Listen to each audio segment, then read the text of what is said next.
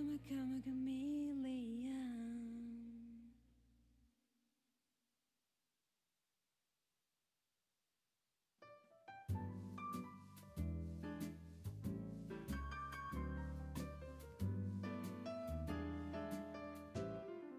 When you were here before, can look in the eye. You're just like an angel.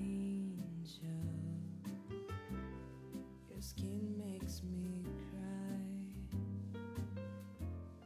You float like a feather in a beautiful world. I wish I was special. You're so very special. But I'm a creep, and I'm a widow. What the hell am I doing here? I don't belong here. I don't care if it hurts. I wanna have control. I want a perfect body. I want a perfect soul.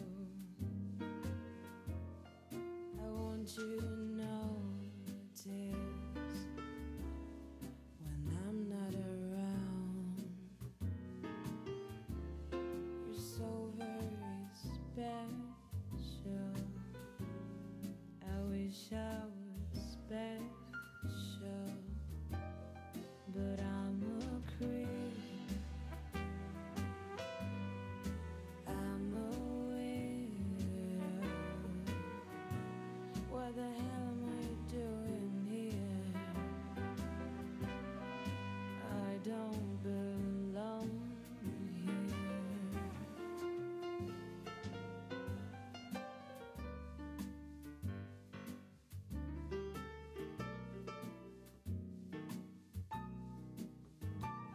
Good morning, everybody.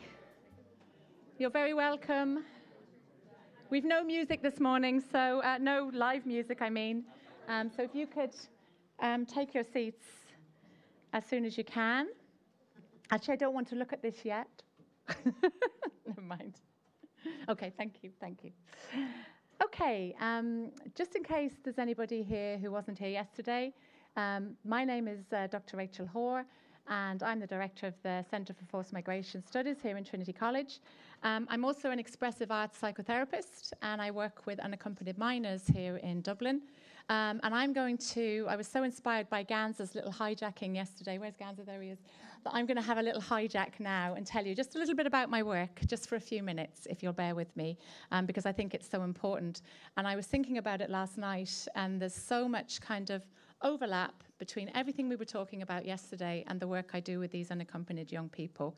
So if you were outside a minute ago, you would have heard me bashing this. It's called a Tibetan singing bowl. It doesn't work too well in big venues, but it has a sound which goes on and on and on, okay? And you kind of, it's meant to provide balance and ground people and give them stability, and it's used a lot in meditation.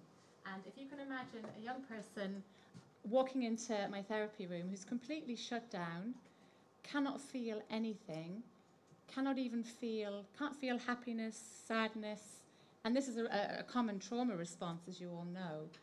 And he comes in and he can't even feel hunger. He's so shut down. And you might say, okay, what do we do with somebody like that? What we do in expressive arts therapies is we go in to the senses. So we need to try and make him feel again. And one of the things I did with him for a number of weeks is we did a number of things with this singing bowl. And we would just both sit there with our eyes closed and try and ascertain when the sound ended. And that brought him into his senses in a very simple way. It started to get him to feel, to hear something, and to actually focus his mind on something. We then gravitated into messy play. This was a 17-year-old from an African country. We made slime.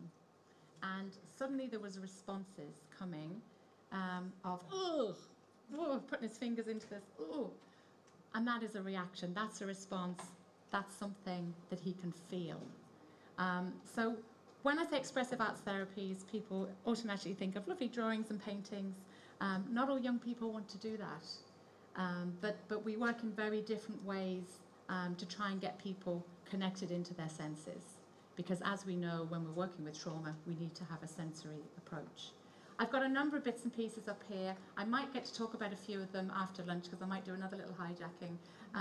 But I just wanted to share a couple of things with you, and I'm going to pass these around the audience. So these are masks that we made in the therapy room, and some of you may be familiar with these. These are called inside-outside masks.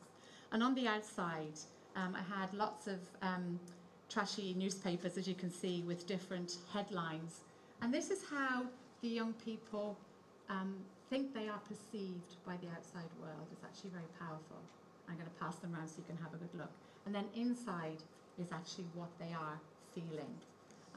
And it's, if you have a look at them when I pass them around. So, you know, the inside, actually, these are two completely different people. We've got scared, lonely, outsider, jumpy, panicked, anxious. Whereas actually, the way that people are perceiving them is as dangerous and as crazy. So this allows a conversation to begin, and it may not be a verbal conversation because I'm working a lot through expressive arts, but it could be done through symbols, or it could be written expression around the self-awareness. And what do we do when we're looking like this on the outside to people, but we're feeling like this on the inside? So I'm just going to pass those around, and you can have a little look at them, because I think they're just so evocative, being visuals. And I'm just going to... I won't talk about these now, but you can come and ask me about them in the break anyway.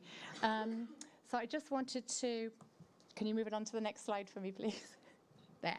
Okay, so I just wanted to also just quickly go through this with you, because this shows how important it is for us to engage with the whole child's system. When we're... I can only do so much in a therapy room every week, as many of you know. But what I discovered very early on in my work is that what I need to do is engage with the whole system around the child. So we've obviously got Bronfenbrenner's Brenner's model there, which is a really useful way of looking at it. This young person didn't do this piece of art in the therapy room. He brought it. It was part of his leaving certificate examination art for here in Ireland. He brought it in and he wanted to show it to me. We spent about 6 weeks going through it. Because, as you can see, and I'll go through in a little bit of detail in a moment, I know I've only got a few minutes, but as you can see, he's basically charting his life and his journey, which took him 2 years to get from Eritrea to Ireland. And his teacher, all his teacher could comment on was the technical things that she felt wrong with this piece. She didn't acknowledge, she didn't witness, and I still get a bit emotional when I think about this. And he needed somebody to witness it, so he brought it into the room, and that's what I did. I was a witness for 6 weeks. We went through every part of that. So if you look, he's got Eritrea. He's got something that his granny gave him in his hand before he left. Then Sudan,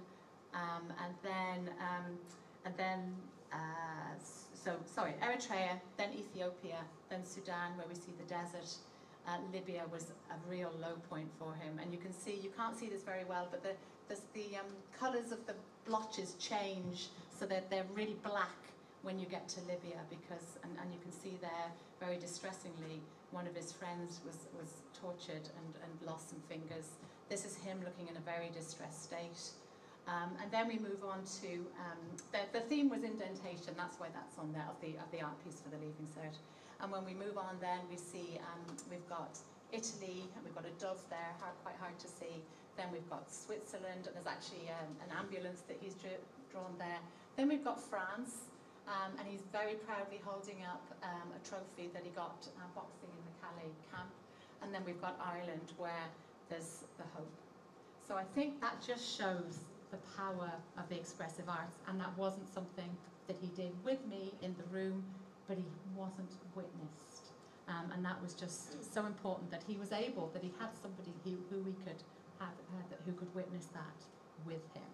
Okay, can you put the next slide on for me, please? So that's just showing the power of the arts. The next slide and the final slide I'm going to show you is I know that people think that sometimes people jet into a space, do some expressive arts, and then go again, and people are left going, okay, that was a one-off. Myself and Spirazi, who is the National Centre for the Rehabilitation of Survivors of Torture, they have a wonderful befriending programme where people befriend survivors of torture, and it's something which I've spoken to a lot of people in this room about. We really want to do more of this befriending, especially for young people and adolescents, and we just haven't had the funding to be able to get it up and running, but it's still very much something I really want to do in partnership, collaboration, etc., with refugees and with other bodies, many of whom are represented here. But what I wanted to, I suppose, stress is that, so we had each befriending pair, so befriender, person who's befriending, and befriendee, and we had two artists in, one from Syria and one from Ireland, and we spent a whole day doing portraits.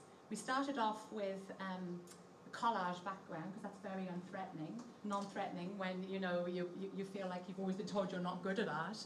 And we started off with a collaging background, and people brought in bits of materials, bits of fabric, bits of paper, photos that were meaningful to them, and then we were able to help them with a template to actually do a portrait of one another. And it's very hard to put in words what happened that day, but it was so powerful because people were literally staring at each other's faces for 6 hours. And now the feedback was so positive and so kind of transformational that they have now incorporated expressive arts into, that there are regular things which they now do with expressive arts. We've got a song project coming up in a couple of weeks where everybody brings a song that's meaningful to them. And actually, one of the bits of feedback, one of the really interesting pieces of feedback was that just a day for themselves where they could put all of the rest of their lives behind them and just focus on doing something, so powerful as this. So I just wanted to give it, because I know we've been talking a lot about different systems, about different communities, but I just wanted to put the human back into it and talk to you about a couple of those young people and how the expressive arts have helped them. And I'm going to I'll also hijack a little bit after lunch and tell you a little bit more about that. So thank you for listening and bearing with me. And thank you, Ganza, for giving me the idea that I could actually bring something of myself in. Thank you very much. Much appreciated. Okay, so now we're going to turn to our keynote, and I'm really delighted to welcome Mary McKay, and she's Vice Provost for Interdisciplinary Initiatives in Washington University in St. Louis. And I am actually going to read her bio out today because she's a keynote speaker and it's quite short. So please bear with me.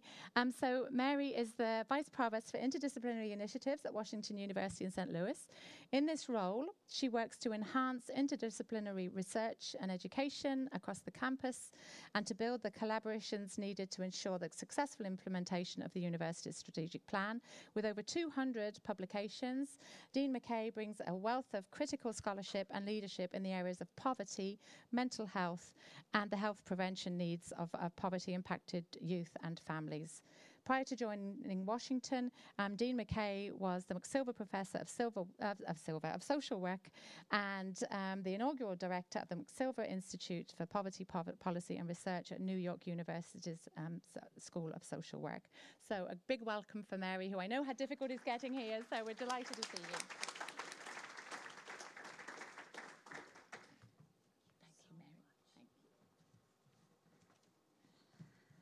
Thank you so much. How's my sound? Somebody in the back? We okay? Okay, wonderful. Well, good morning, everybody. Thank you so much for having me here and the opportunity to speak to you. You do wonderful work. And so thank you you talked about hijacking, but I think we should have you up on the panel really talking about the things that you do. So it's my privilege to be here with you today. Thank you to the organizers. You demonstrated the capacity that I hope we all have in global work around resilience and problem solving, and we all followed directions well. So thank you for sending the emails around the change of locations and for getting us here together.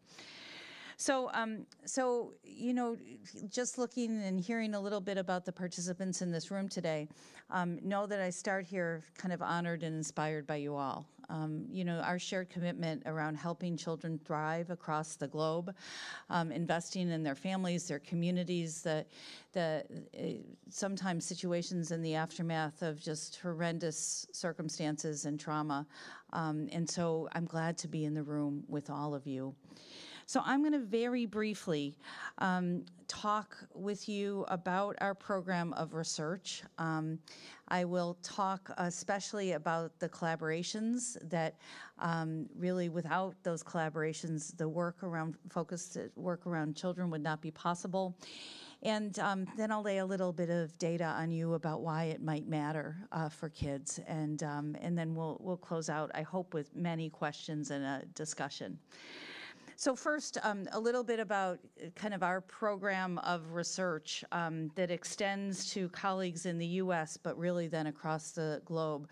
We are exclusively focused on children, the adults that raise them, the communities that care for them, the systems that we have set up collectively to really help them when they are in need.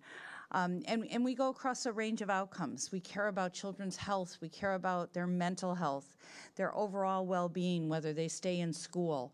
Why do I talk about all those outcomes? Because they all overlap. Those of you that work with children know that we are never discreetly working on their mental health without that having something to do with how they thrive in their community or within their family. About 50% of our work is set in the U.S. and the other 50% globally.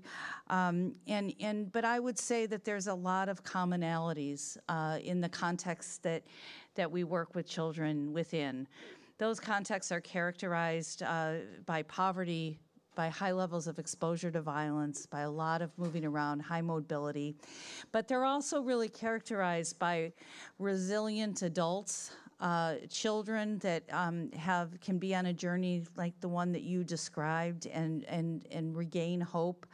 And they are often characterized by communities of ready collaborators, wanting to improve the circumstances of their own children as well as the children in their communities. And so I will just introduce you to some of my colleagues. A few of them are actually in the room. Niall and William are here from our group. It's good that you sat by each other. Meet some new people. One of the things that's really important is to have incredible colleagues and colleagues that represent our universities, but also we collaborate with young people themselves, with the adults that are raising them, providers, policymakers. Really the notion being, we've written a lot about community collaborative boards, how you organize from the very start of a project to get kind of wise counsel, advice, collaboration, and plans for sustainability from the beginning. And so that community collaborative board process allows us to have some end in mind as we kind of begin in any high conflict circumstance. And so that's incredibly important to us. There are a lot of coalitions, larger entities. If you want to implement something that can be sustained and scaled in our case, it's really important to think about what are those entities that actually can sustain and scale and have them in the very beginning. This particular slide is set with many of our sub-Saharan African partners in this slide, as well as funders and policymakers. This rich group of colleagues have been together for quite some time, and what's really important about the relationships is they carry forward from project to project so that we have a kind of a through line to care about children within the community context that we work within. I also want to just say a word about our teams, and I'm going to say a word about interdisciplinary teams because if you want to implement and scale and then sustain, it's really important that you think about who are the next generation. Teresa alone in the taxi had all kinds of ideas about how we create a pipeline of the next generation to our research groups, and this is that pipeline. The early set of scholars that really want to be us in this room and to make a difference in the lives of children in their community. How we put together those teams to not be for one project, but for a through line across time in communities that will need things for not only a minute, but for over time is incredibly important. And I'm going to talk a little bit about those teams in a few minutes. All of you know these next couple slides. You carry around a version of them around how we close the gaps between what we know, what we're learning, and what actually happens in systems and practice and policy. And these gaps, I've been at this for a while, as have many of you. Sometimes these gaps look intractable. 20 years from a discovery to an actual difference in practice. And so why did Teresa make sure, with our partners from Trinity College, make sure that we took an implementation lens? Those of us that care about kids know this is completely unacceptable. And so how we close that gap really takes intention around how we put together our new programs, our new projects, how we think about what remains after perhaps our crisis response. And so how do we think about, putting together new projects and teams? We really think about this alignment that is really, really important, which is what do children, or in your case, adolescents, need? How do we match those needs with what providers are able, first, which providers are available in systems that actually exist within the communities that we work in? How do we think about the alignment between what children need, what providers are able to deliver, what service organizations will move into, perhaps a mental health space, what systems are available, what policymakers. We think that that alignment is incredibly important, and we're pretty good at kids. We're pretty good at hiring providers to train them, and we're not nearly as good as thinking about how those providers then go back to some kind of system or service organization and make a difference in the context that we work in. And so we really try to pay attention to that phenomena. Okay, so I'm a researcher that's pretty transparent around what are our assumptions. These collaborative processes are pretty important to us. Our hypothesis is that if we are to create new programs for children, emergency response, if we're going to adapt existing evidence-based programs, we need to collaborate constantly at the front end, in the middle, at the end when we find something, and beyond. And that collaboration extends to young people, their parents, providers, communities. And we think that they have the real ability to discern who best to deliver those programs, how to test those programs, and what to do with them if we find some positive things. So our hypothesis is that that collaboration yields, programs and services that are acceptable, that are relevant, that potentially really work within the communities that we're trying to deliver them in, and that we can sustain them in a more effective way than perhaps a first or second generation evidence-based practice was able to do. There's we've written a lot around how do you create real collaborations. We all talk about that we do collaboration, and then we ask, well, how do you know that you are doing it? And we all have our own individual answers, but many people in the field really needed more guidance than that. Like, how do you actually create collaborations that are real, that can be sustained? And these are some of the principles that we really try then to kind of guide the development of collaborations around really making sure that we're on the same page, taking real care about how we make decisions, what skills we really value in the scientists among our group, as well as the young people and families that we're collaborating with, and really spending time creating collaborations that can be sustained. And what I will tell you from our own work, and I'm sure this is true for some of you, that these collaborations can span not only years but decades, and so incredibly important that we pay attention to those principles. And that we really also try not only to kind of pay attention, but also to evaluate to what extent are we really on the right side of this diagram, really collaborating around co-defining goals, sharing decision-making and power, valuing skills. And even our group that has been at this for a long time can do this less well or better, depending on the circumstances. But these are some of the things that we're constantly trying not only to think about, but also to measure within our own teams and projects. For many of you, you do a lot of different kind of methods. You engage in a lot of different types of methods that underpin the programs and the services that you're developing for kids. Certainly, we run a lot of focus groups. We hire a lot of community advisors within our groups. Community partners as paid staff, and then collaboration across entire projects. And so what's important about kind of some of the work, and as it is built over time, is the kind of notion of opening up space for all partners to bring their skills to the programs and services that we're designing for kids. We make a lot of choices as researchers, as policymakers, as funders around to what extent we are going to collaborate across a research project. We're often not intentional about that. Sometimes we ask people at the beginning and then we check with them at the end. Sometimes when we run into trouble in the middle around our procedures, we run and we get some input. And so we tried to create this diagram to let us know that at every point in a research study, we're making choices around how collaborative to be, and to try to hold ourselves accountable that there's voice and there's choice and there's preference in each one of the stages of a research project.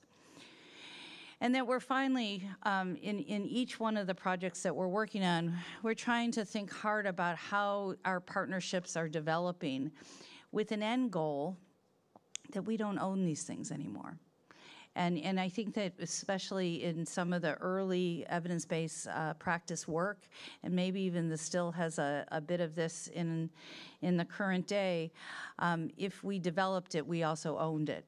And that almost ensured that it didn't sustain and didn't scale. And so how we move across kind of these stages, but also think about the end in mind, which is that a community actually would own what we develop and be able to have the resources and the trained people to actually continue that, is really been important to us as implementation scientists. So I'm really excited because usually I'm not followed by a panel of people with lived experience. It's usually like me, I'm showing pictures, and so your panel next actually make this point even better than my slide will. We use a lot of participatory methods, and we try to hold ourselves accountable to what's the direct benefit. What's the direct benefit to our participants, to the people that are involved in our study, and really try to kind of use the frameworks that exist to be sure that we're intentional about building direct benefits in maximally, not minimally. And so that's been pretty important to our work as well. And we also try to actually read the literature that we contribute to. There's actually a science around team science. Anybody read that lately? That's good. Greg Ahrens has written about it, right? But not most of us. Most of us are doing it, what we learned on the job, Greg. Not that your articles are not important, but I must say that it is really that we talk about collaborative and collaboration, and then we don't actually read that literature. We talk about team science and the science of team science, and we don't read that literature. And so how we apply team science, how we think about bringing diverse people together, the processes by which we can get people to kind of commit to common outcomes, and the importance of what we bring interpersonally to these teams is in the literature. It says to us, pay attention to the humans on your team, because that's where high-performing teams actually, that's where they emanate from, those relationships. I'm not going to go through this very busy slide, except to say to you that the more diversity that you have in your collaboration, in your teams, the richer your outcomes will be, and the harder it will be for you to run your project. So, how you pay attention to intentionally bringing in different perspectives, but creating the process by which you can talk and listen to each other, support each other, and know the names of each other's children, incredibly important, says the science of team science. And so how you cultivate the functionality of your teams, my goodness, I wish I had like a creative bone in my body after seeing those masks. With creativity. You don't need to. Well, that's very good. Everyone has creativity in them. Phew. Well, that's good. I'm glad I stayed. I'm glad I'm going to stay today. But how you use creativity, how you use different kind of ways to train engagement in not only kind of talking and listening, but also other ways of learning. Team communication, so incredibly important. I say this to you because if you don't look up all Greg Aaron's articles on this, you will pay attention to how we're putting together those teams. And sometimes we say in emergency settings, we don't have time to put together those teams. We don't have time to pay attention to these processes. And then you'll find that you'll be much less impactful in even emergency situations if you don't pay attention. So interdependence and communication, and there's a lot of resources available to us around how we reinforce the relationships and the social bonds among our collaborators, among our teams, to create a real network that will be available in an emergency, but also will sustain itself beyond. And that's what we're really trying to think about, are the kind of not only the training and the project-based work that we can put together in an emergency, but then how we can knit together people via relationships, knit them together around their common goals to sustain some of the work that we have embarked on together. Okay. I'm going to try really hard to get us to questions and answers. But I want to also just talk a little bit about, what kind of research projects we have in the field right now. And the one that I picked is from sub-Saharan Africa. I'm going to represent, to the best of my ability, my Ugandan colleagues here. When I talk about one of our centers, it's called Smart Africa.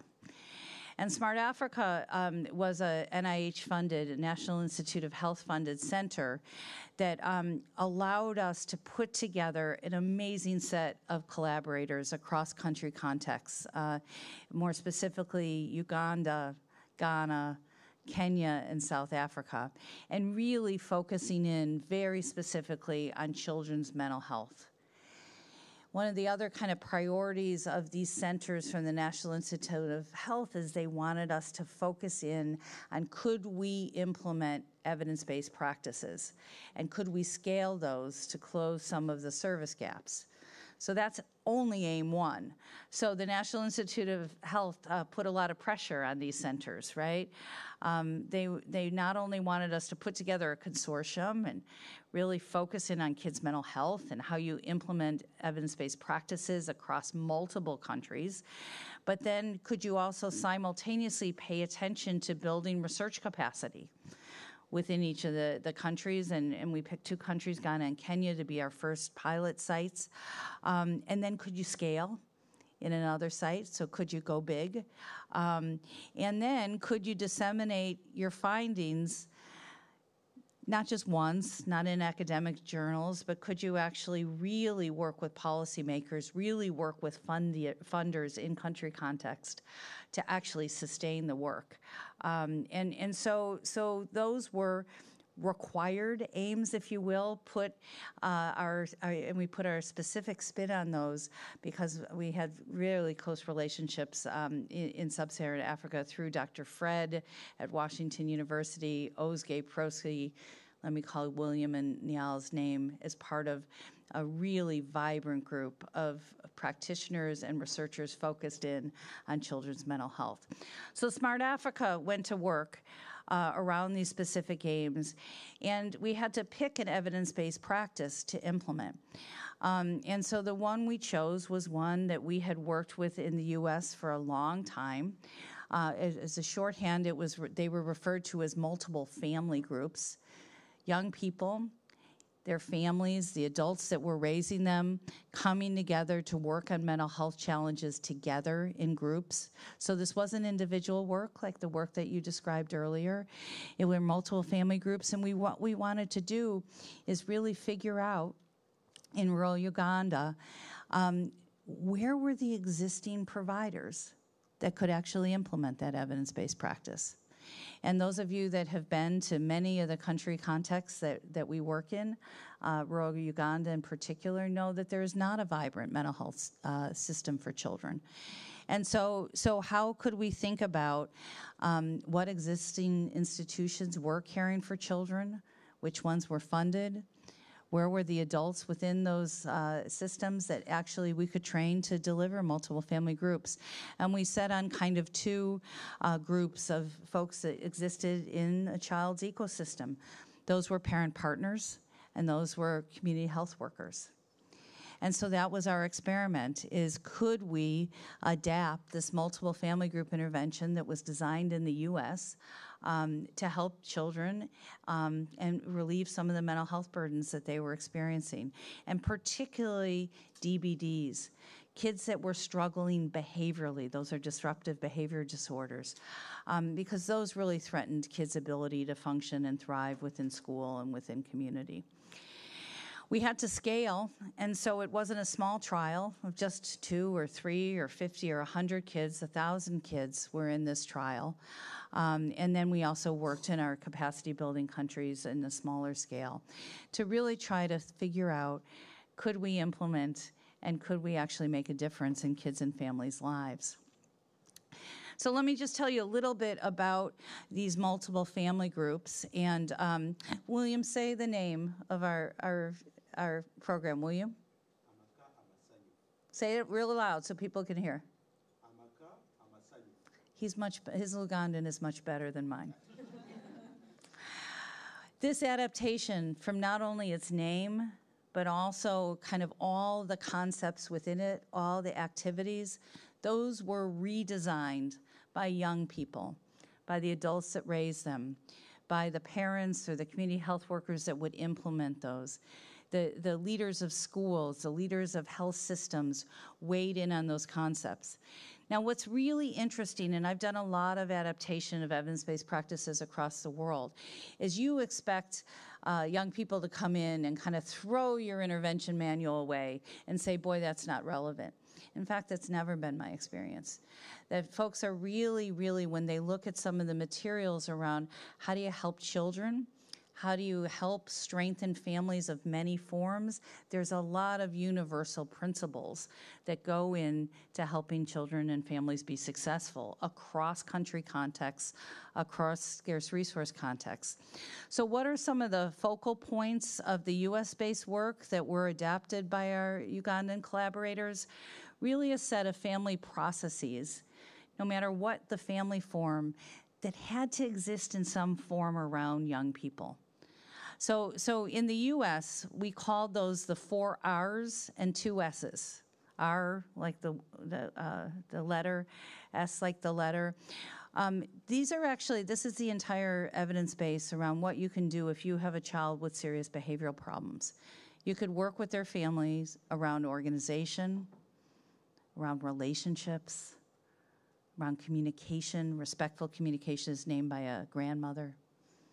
Around kind of organization, around rules and responsibilities. And then stress and social support. Stress is kind of the #1 thing that knocks parents or any adult caregiver out of the game. And social support, you cannot raise a child without support around you. So those words are translated into Ugandan, in Lugandan, but also the concepts really translate into what is needed to raise a child. Now, that is not the individual nuclear family that some of you might have in your mind, although since you work around the globe, you know that families come in so many forms. But some level of certainty and organization is needed for your kids. Some level of relationship, somebody who cares about you, needed for a child to thrive. Some relief from the stress of poverty, some certainty around at least some level of resource support, incredibly important. And those concepts translated very well for the young people and the adults in the ecosystem in Uganda. And so we worked really hard with our parent peers and our community health workers to figure out how you could take an evidence-based practice but really deliver it well to 1,000 kids across a number of conditions. And then we set about studying. Did the program make any difference with kids with disruptive behavioral difficulties in their functioning? And how could we understand what could remain if we found that this was impactful? We had a study, like many of you, in the midst of COVID, and I could have my colleagues talk about the resilience that our team showed during that major emergency as well. But we really set within schools, different conditions so that within a school, community health workers or parent peers or our comparison conditions, they're always active comparison conditions with real resources being provided to kids and families, even in those particular, schools. And so we really, what I'm going to show you next, just as a little bit about what we learned about whether these types of bringing kids and their adult or older siblings together doesn't make a difference in terms of how kids function. And we track them pretty seriously over time. I will tell you that our US-based measures do not work very well. William is going to create a career, I'm pretty sure, on creating better measures so that we can actually understand kids' experience. But we worked a lot on these more traditional measures to have them get some clues about whether these interventions worked or not. So let me go right to the kind of results, and we've published a lot on these particular interventions, both in Uganda but across the US. And they actually behaved in ways that we were pretty excited about. We saw that when a multiple family group was implemented by a parent peer, when it was implemented by a community health worker, that kids' behavioral functioning improved, their demonstrated behavioral difficulties, they went down significantly. We saw impairment, the kind of, real burdens that kids experience. We saw the impairment go down and their functioning really improve. We saw things like self-concept go in the right directions, improving, and depressive symptoms go down for kids. And what's important about these graphs, it didn't really seem to matter whether it was a community health worker delivering the intervention or a parent peer. People that existed naturally in kids' ecosystems could deliver these interventions, and that was better than not coming to a multiple family group. Same thing for caregivers, and these were pretty unintended. These groups were focused on children's outcomes, but caregivers also distress improved, as did their mental health distress, and that, I think, is pretty important for some of these family models. So I guess what I want to say to you is I can point you to the work that we've published on these interventions, but I think there's a couple points that are even more important than those publications. We have the opportunity in the work that we do to really design new supports almost continually for kids and their families. We have the opportunity to take the evidence-based programs that exist and adapt them very quickly for kids' contexts. And I think what we've seen, at least in our program of research, is that collaborating at the beginning, the middle, the end, to really think about sustaining and scaling these interventions have been so important, and that is hard work. So you really have to pay attention to building those partnerships and collaborations that last. So I am at 0 on my timer. You probably just helped me out and gave me a few extra minutes, so thank you there in the back. I'm happy to take questions about the work that we do, and I'm delighted to be here. I'm glad my flight worked out. I'm glad that we actually made it, and so thank you so much for your attention this morning. Thank you.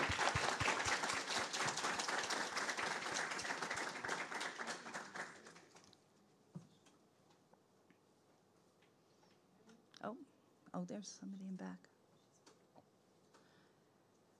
They also, apparently we're streaming, so they told me not to move from here, and I am a speaker that would like to go over here, and so I'm trying really hard to stay right here. Yeah. Thank you. That was a really interesting presentation. I'd love to know more about the community collaborative boards, please. Could you give some sort of share how they're selected, how they work, what their purpose is? Just some more information. Thank you. So the question around the community collaborative boards, and we've actually written a fair amount about how you put these together. So first, intentionally, the words matter. And so many of us have set up these things that we call CABs, community advisory boards. They are not community collaborative boards. It's a really important distinction.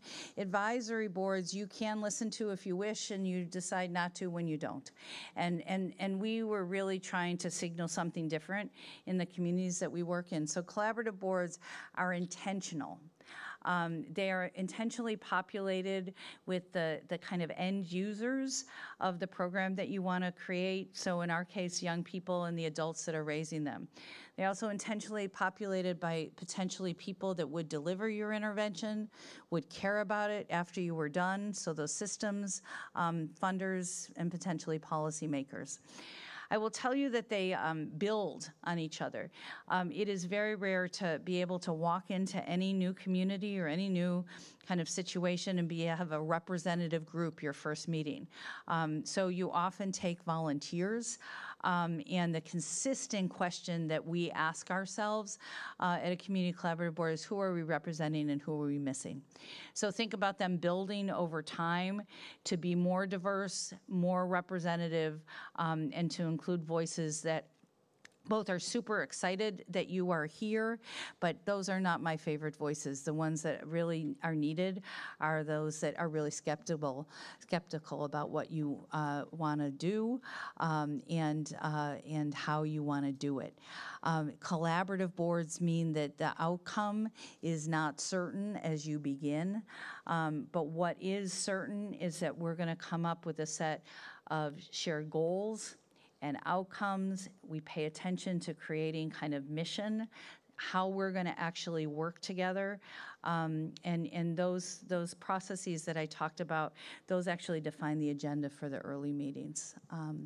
And we've written a lot about those, and we've also studied both the impact of those on members as well as kind of the differences they made in programs. And so I'm happy to talk more about those with you. Yeah. Please.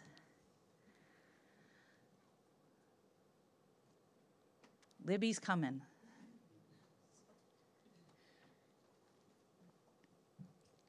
Hi, thank you for that talk. You're welcome. A lot of this conference is about implementation science and scaling up successful projects like this to different settings, different contexts. That's right. So, but when any project is scaled up to different settings or contexts, I believe there would be a need of tailoring it to the new culture and the new setting that it is in. So I would just like to ask if you could talk about the tailoring process in your projects, if that is done, how that is accessed. So the data, say it one more time, the word that I'm not getting. Like tailoring this project to different settings and cultures. How do you go about that? I would just like to know more. So there's often a startup period that can actually be quite rapid depending on the situation, but that tailoring process actually has young people and their carers and others going through every piece of that intervention manual. William, I'm pretty sure once William was not a professor, he actually was a student, and you were part of those consultancy groups where all those concepts are talked about. They're not only translated language-wise, but they're really translated culturally. How does this operate within a family in this culture? And you can do that relatively rapidly some of the time, and you can run into real roadblocks. You usually identify those roadblocks pretty early around things that don't transfer culturally or contextually, and those are really the ones that you work on in terms of the tailoring. You know, in our early adaptation work, that could take us 6 months. It no longer takes us 6 months. It can't.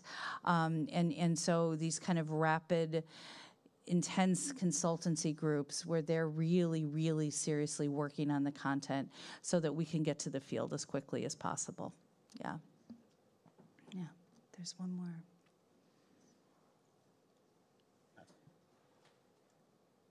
Oh.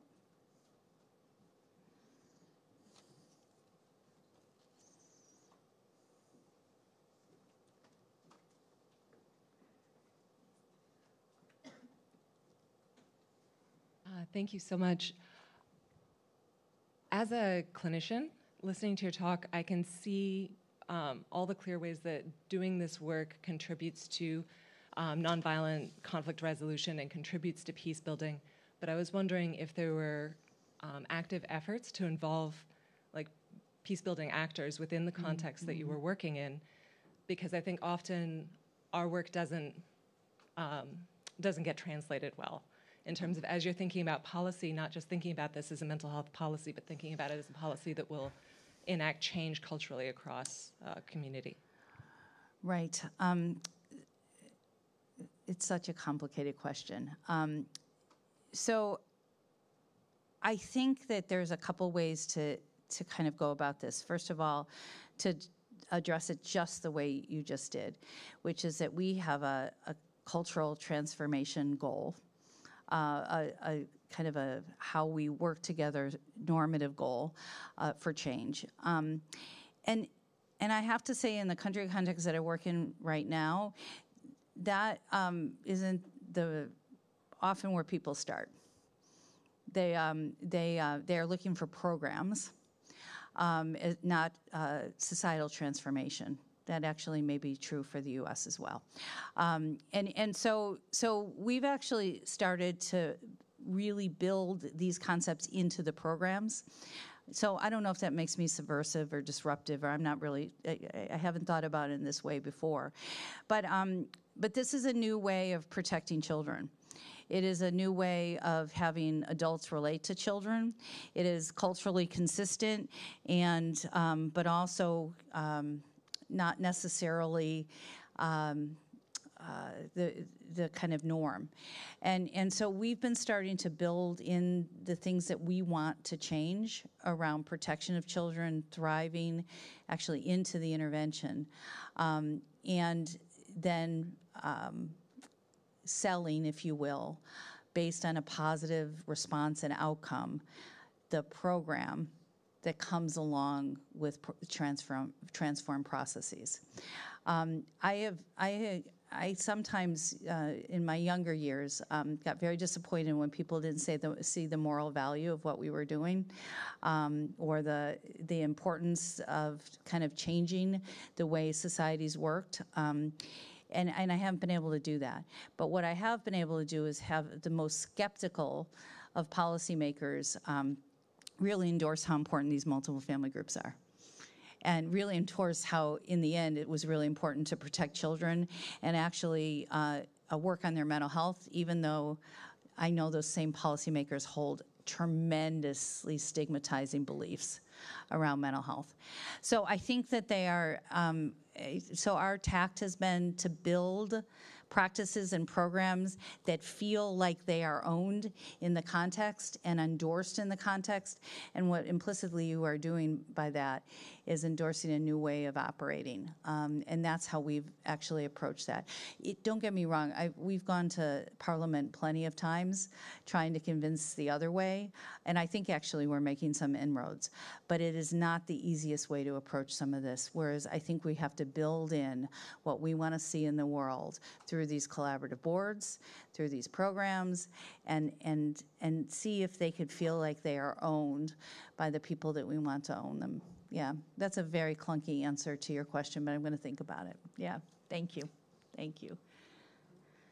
Mary, thank you for your talk. You're welcome. I'm wanting to ask you to return, and possibly William will need to be with you on this, to the measures topic and outcomes, because I'm wondering if we're at the risk of missing something by just using traditional Western constructs, etc. And I'm just wondering, so we can see change, but what are we missing in different contexts? So I wonder if you can tell us a bit more about that. Thank you. So most of our studies are mixed methods, and so I didn't bring those data with. But I think what's really important is that you should know that I have very mixed feelings about using some of these more traditional measures. And when we use them, we have to do tremendous work to try to detangle at the front end. What are they measuring? We do a lot of cognitive interviewing to even test them at the front end. And then we almost always, I can't think of a study right now that we're involved in that are not using mixed methods so that people can actually talk about that experience. What I think are the value, and William, you could add on to this if there's things that I do miss. What's nice about these behavioral measures is kids that actually act out don't do well in school. You can spot them. And so these measures actually do a reasonable job spotting those kids. What they don't do is do really any type of a reasonable job around kids' internal life and the things that they're struggling with. And so it is much more around kids' narrative that we, and we do some of the standardized measures for anxiety and depression, but I think that's really where the mixed methods are really, really important. William, did I get it right? Yeah. And maybe Dr. Mary, to add that we also talk to parents to report on behalf of their kids. So the parents are observing the children so they can report on their behaviors. So that's their comment. That's right. So the outward behavior is much easier. The internal struggles that kids have really require narrative in addition to some of these rating scales. Yeah. Yes, please. Yeah. So I probably don't need a mic. I'll repeat your question for the people online. Yeah. So I suppose being in the world of psychotherapy, and I am a psychologist as well, but you know, the question we always ask children, or that we've got in our heads, is what happened to you, not what's wrong with you. And I'm very conscious that you have to use some kinds of methods. I think you probably just answered that question, but it's, you know, it's our kind of mantra that we would never, you know, those scales are very, you know, I find them quite difficult to work with, because you're looking at the context of the early life. And actually, this is a great opportunity for me to talk about my penguins, because I often use these. So they are not Russian dolls, because I'm working with a lot of Ukrainians. But that illustrates to a young person how whatever happened to them at whatever stage is still inside them. And it's a really good visual to show that. So I think, you know, once you're talking about oppositional defiance disorder and whatever it might be, you're immediately putting the blame on the child rather than, you know, what happened to you. I you know, as a practitioner, I completely agree with you. The more practical, pragmatic side of me is I want those teachers and I want those parents not to be able to pick out the kids behaviorally. And so it is both a child's way of expressing what happened to them, and it is also the thing that will completely derail their life. And so how I can help in whatever way, through multiple family groups or through the psychotherapy interventions, how I can help you address as a child the things that you need internally and also externally, because I think those family-based interventions, they make the assumption that adults haven't always been as helpful to children as they need to be, and they're in contexts that are doing the best they can, but they're not necessarily conducive to kids, functioning optimally. And so how you kind of work with those systems in a non-blaming way to kind of organize them so that kids can be successful and then deal with what's happened to them, I think is really, really important. And so I think from a clinical perspective, you and I don't disagree. Yeah. Thank you so much. We're going to wrap. Time for one more. One more question. There's one more question there.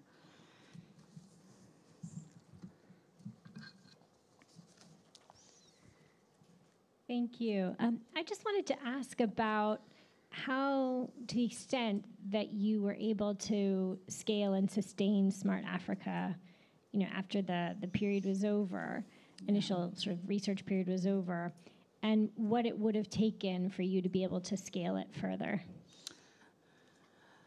Well, so there's a couple of things that scaling and then sustaining are different things. So let me talk about scaling first. So scaling is hard in and of itself because the level of kind of just organization of big, large groups from the community coming together over some consistent time period, and to do that, with thousands of kids. There's been about, well, am I right about this? About 70,000 kids have gone through kind of the ICHAD studies at this point. It's the details around how you just organize, inviting people, and kind of getting an infrastructure that you can go to scale, that it's not just a few kids, but thousands of kids. And that's where the teams come in. That's where those very skilled teams, and it's why you could find a space, Teresa, in less than 24 hours. It wasn't you, it was your team, right? So those teams, putting those teams together that work together, that can really organize complex sets of circumstances, materials, transportation, all the things that one needs to scale, is one whole logistics operation. Sustain is another. Which is that once you've trained people, once people have gone through your intervention, then how do you keep those groups going? They don't go in the same way when you're in the kind of sustainability phase. So some groups are organized kind of, the same way that people were trained. They're organized in churches, or organized after school. Others, the materials are used in ways that are very surprising to you. Intervention manuals that are kind of used in schools that you never were in. Pastors that have picked up those materials and started to use them. Families using them with their other families in their village. And so how to control, we try not to control all those sustaining efforts. And then we've had some real success with embedding some of these interventions through the Ministry of Health and through the Ministry of Education. Those partnerships are probably the most important and were the hardest to actually get going. And when I say ministers, I'd like to think that there's only one minister, but apparently there's hundreds of them. I've met many. Local politicians matter, local ministers matter, at the district level, at the governmental level. And so those are all the kind of other sets of people that you have to not only get familiar with this work, but invested that it not go away in their community. And so that's some of the ways that we thought about sustainability. That's different than scale, yeah. Thank you. Thank you so much. Thank you.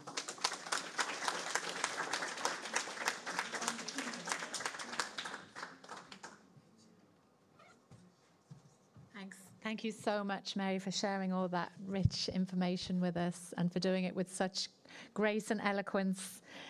We really appreciate you being here. And I'm sure you're going to be inundated at lunchtime with lots of further questions. Okay, so I'm delighted now to introduce to you the moderators for our next panel, which, as Mary alluded to, is lived experience and participatory research approaches. So it moves on really nicely from Mary's keynote.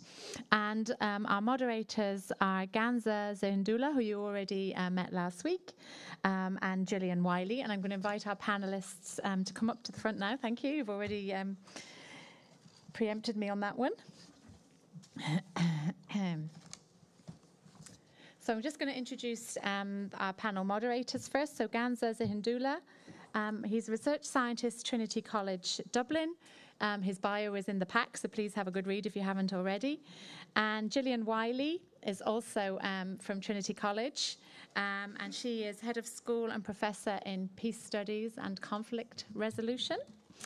And then on our panel, we have Tala Rousan. You're very welcome.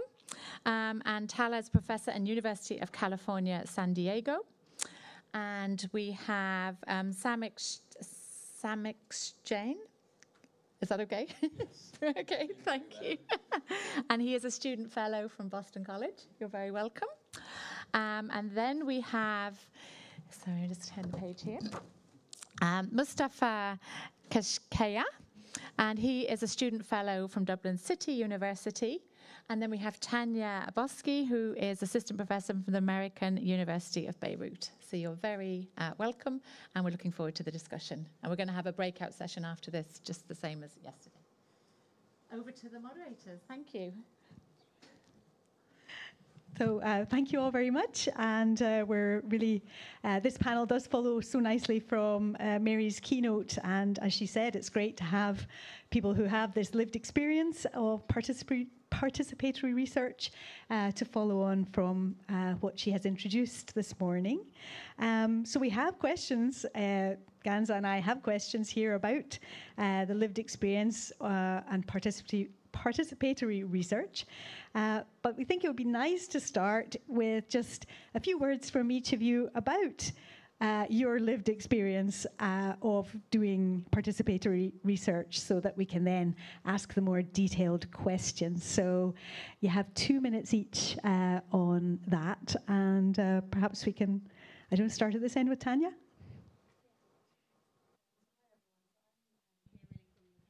Research perspective. Oh, is that working now? Yeah. So it's really lovely to be here and to be in a space in which we're really talking now more about multi-sector interventions, working with social injustices, and this has really been said by participants in research for decades. So I'm really glad that I think that the tides have changed and we're starting to listen to what people are saying on the ground in terms of these major issues and structural injustices that are affecting mental health and health.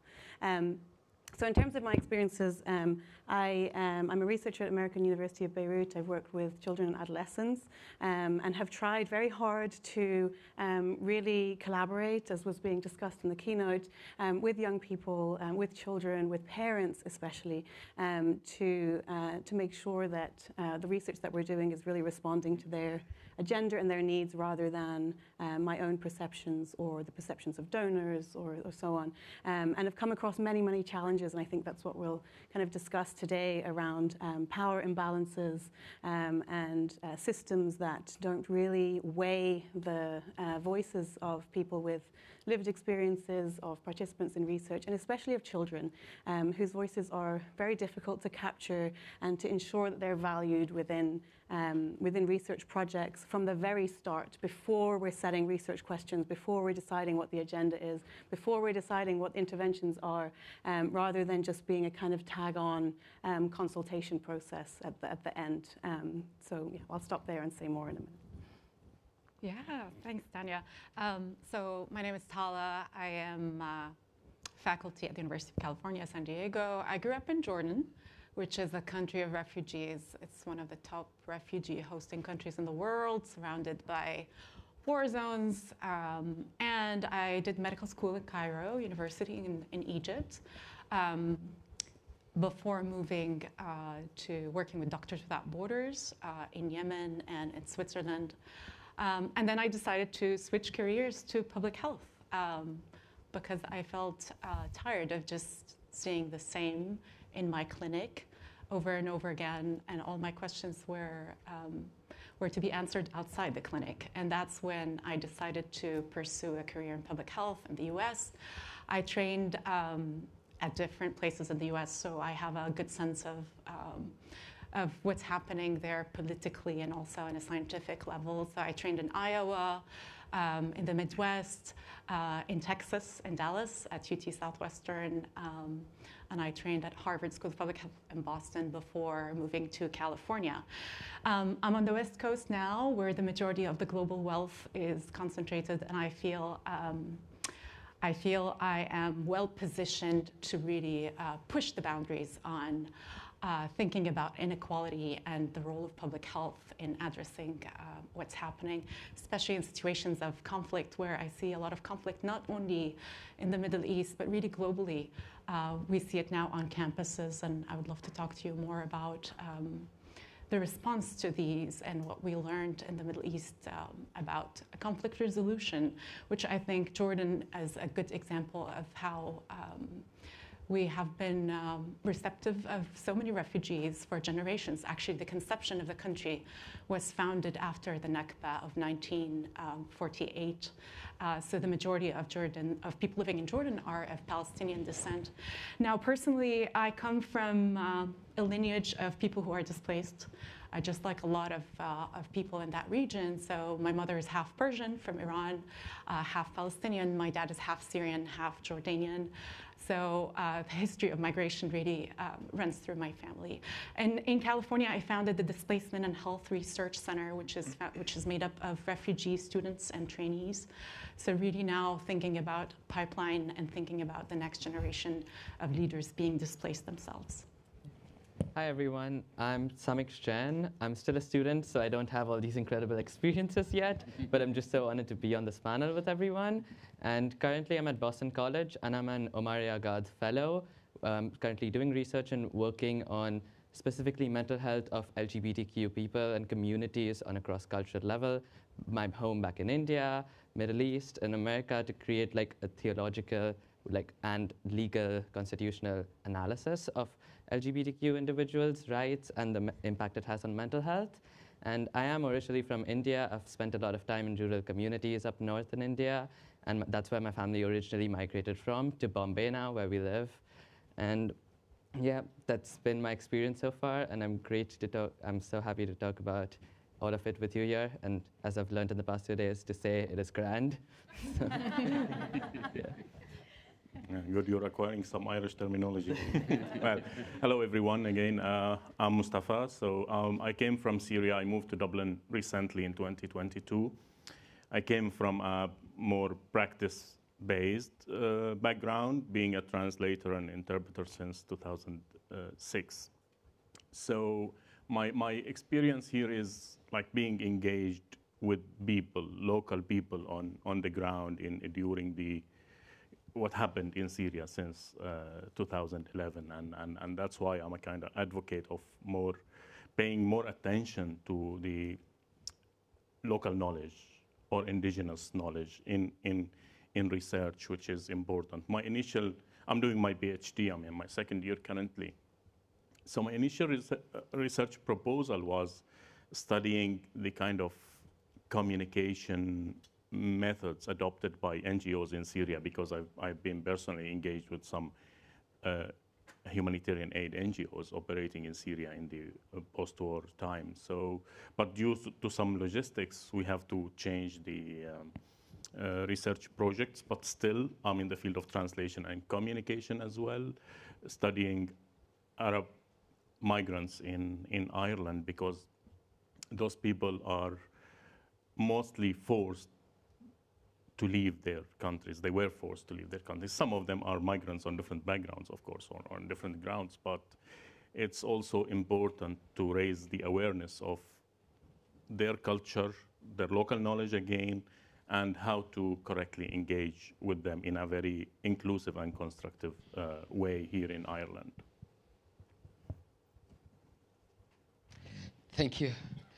We want to address this quick question to the entire panel, and looking forward to a really instructive contribution again from you. So we've been talking about the gap. And in the event of these 2 days so far, we've talked about this issue many times and potential solution to help bridge this gap around themes of costing, sustainability, implementation research, and building partnership and joint structures across the humanitarian, development, and peacebuilding nexus. So I wanted to know, or we wanted to know, what you think as a group of panelists about all this and about all that you have heard so far during these 2 days. What is your perspective of the challenges and proposed solution which have been brought up? I could reduce this question to a more concise question, and you understand the French speaker, how I translate everything in English before I speak. So, but what are the strengths of conversations so far, and what are some of the gaps that you've noticed? Is there anything missing from the conversation? Thank you. Should we go the same order? Yeah, just for ease. Sounds good. As you wish, yeah. Sure. Yeah. Okay. So I think it's been a really refreshing conversation to start with. I really enjoyed having a group of people with such commonalities, but also being able to think critically about some of our major challenges. And that's been really very refreshing to hear. From my perspective, some of the challenges that we're still facing are really around these structural injustices, how they're impacting on mental health. From experiences of having worked in Lebanon for many years now, and especially during the economic collapse of the country, and just seeing the impact, the massive, devastating impact of these more than social determinants, of structural determinants of mental health, with anxiety just skyrocketing in the country. It's not normal now not to have anxiety. It's really just the norm. So living in that context, I can see just this structural injustice and how that impacts on mental health, and that we really don't have the tools from MHPSS yet to really address. We're getting better at social determinants. Multi-sector care can definitely address some of those things, but those real structural, entrenched, very deliberate, politically deliberate devastation on mental health has yet to be really addressed. And so I think that's one of our major challenges. And the other challenge, I would like to go back to you, Ganza, around what you were saying yesterday, around having this dialogue in a way that's accessible to as many stakeholders as possible, and things like visa inequity and things like that are still a major challenge, I think, for us. Thank you. Yeah, thanks, Tanya. I think yeah, for me, I think this is very refreshing just to be in a room where humanitarians and researchers are together. This is not something that I've seen often happening in typical conferences. So it's very, very refreshing just to hear about the work on the ground and what's happening. But I feel we are not talking enough about the current conflict that is happening in Gaza now. And I feel like just the hard evidence that the fact that 15,000 youngsters have died in the last 4 months compared to children who have died globally between 2019 and 2023. How are we as researchers and people on the ground ready for the aftermath of this? And are we thinking about our own role in a very polarized world now where we're expected to take sides? I think our role should be somewhere in the middle. I see the middle space shrinking more and more, and I'm afraid for that. I feel it's our role to really intentionally go there to that space, which might be difficult, but it's really an obligation to our professional and personal goals from what we do, to just revisit our own biases, our own misconceptions sometimes about that part of the world, that region of the world, and our role in the next phase. The whole world is really boiling. I think the global movement of youth now on campuses is something we should pay attention to. We should think about how we incorporate those voices rather than marginalize and silence them. When Rachel was passing those masks, I was just feeling all the feeling of my students currently in San Diego who have been arrested yesterday on campus. These are students that I feel obliged to help. These are students I teach how to go out in the world and make a difference. And now seeing them being arrested is something that is difficult for me. And I wonder if all of you are kind of experiencing that in your professional space as well. I mean, as humanitarians, I know many of you also have had colleagues that left the profession because of this. And I want us to go to that space. Those conversations might be difficult, but I think this is the space and the group that I have hope would really go to those conversations. Yeah, I couldn't agree more. I'd just like to echo that and like return to a topic that has come up in discussion and comments, which is who gets a seat at the table and who gets to even be in rooms like this. And you mentioned yesterday, Ganza, the visa inequality, and I couldn't agree with that more. It took me, myself, like 2 whole months, 2 intensely chaotic months to get a visa to even be here today. So even after that, there's so few people here who can represent voices from the global south. And I think that is important that we learn to let people into these rooms, because this is where the planning and the talks happen for so much of the academic and humanitarian work that is to be done. And especially with discussions around topics like capacity building that we had yesterday, so much of the fieldwork is being done by people who are local and on site. And if they're not involved in the planning process, then how do we go about that? And a lot of students today are migrants and refugees, and should be involved in these processes like of capacity building. I actually preferred your rephrasing of it, Dr. Teresa, as mutual learning, and I think that is a crucial thing, because I think we are to be the next generation of researchers. So our involvement in spaces like this becomes all the more crucial for us to understand the nuances of this field, and for experts like you to hear what we are saying. And with everything that's going on Trinity's campus, which is why we're having this here today, and other campuses across the world, I think it is important that we address this so that we can learn to bridge the gap between administration and students, between professors and students, academics and students, that is causing a lot of these issues. And Dr. McKay mentioned that universities are pipelines for this process. And therefore, another thing we should address is the policy issues in this pipeline program from universities to research, like the affirmative action ban that we've seen in the United States. And I think those advocacy efforts should be our concern as anything else, which also addresses the structural issues that Dr. Turl brought up in his great keynote address yesterday. So I think it's like one solution to multiple problems that we've been talking about and facing. Yeah, sorry. I'll start with the strength of the conversation that we had yesterday. So first of all, it's very good and very refreshing to see people from different backgrounds, different voices, from bringing in different perspectives to the discussion and opening the eyes of other people to different issues and to see, maybe to approach other issues and other problems with a new mindset, I would say. So the whole idea, I think, is about challenging the status quo in all aspects.